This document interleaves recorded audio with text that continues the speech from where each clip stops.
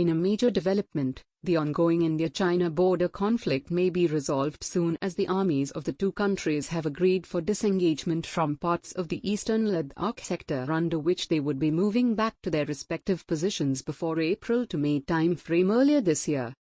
The disengagement plan was discussed between the two sides during the 8th Corps commander-level talks, which were held on November 6 in Chushul. As per the disengagement plan, which is to be carried out in 3 steps in 1 week from the talks in the Pangong Lake area, the armored vehicles including tanks and armored personnel carriers were to be moved back from their frontline deployment to a significant distance from the line of actual control, LAC, by both sides, sources told ANI. As per the discussions, the disengagement of tanks and armored personnel carriers was to be carried out within 1 day. The talks were held on November 6, in which External Affairs Ministry's Joint Secretary Naveen Srivastava and Brigadier Ghai of Directorate General of Military Operations had taken part. In the second step, to be carried out near the northern bank on the Pangong Lake, both sides were supposed to withdraw around 30% of troops every day for 3 days. The Indian side would be coming close to its administrative Singtapa post, while the Chinese had consented to go back to their position east of Finger 8. In the third and last step, the two sides were to withdraw from their respective positions from the front line along the southern bank of Pangong Lake area, which includes the heights and territories around Chushul and Rezang area.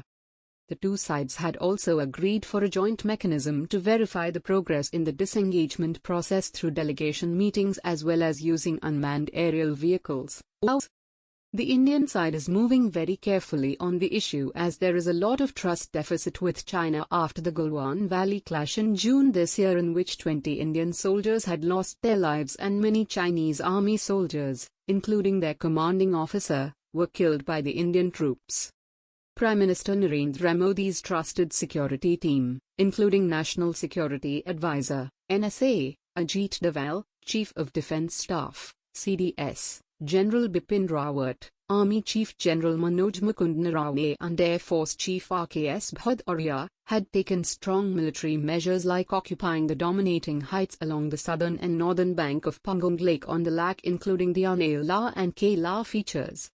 China had mobilized its troops in a massive deployment along the Lak and transgressed into multiple Indian locations, including patrolling points 14, 15, 15A, 17 and 17A on the Finger area in April to May time frame in the 14 Corps area of responsibility, with Lieutenant General Harinder Singh as Corps Commander and Major General Abhijit Bapat as the 3 Infantry Division Commander based out of Karoo. India gave a huge response as it moved close to 60,000 troops for forward deployments, apart from bringing in reserve divisions from the nearby Himachal Pradesh sector and plains. The Indian Air Force made rapid deployments to the front line, where its fighter jets and attack choppers were in ready-to-fire mode, while its Garud special forces were deployed in the approach areas with Igla air defense systems to take out any approaching enemy aircraft.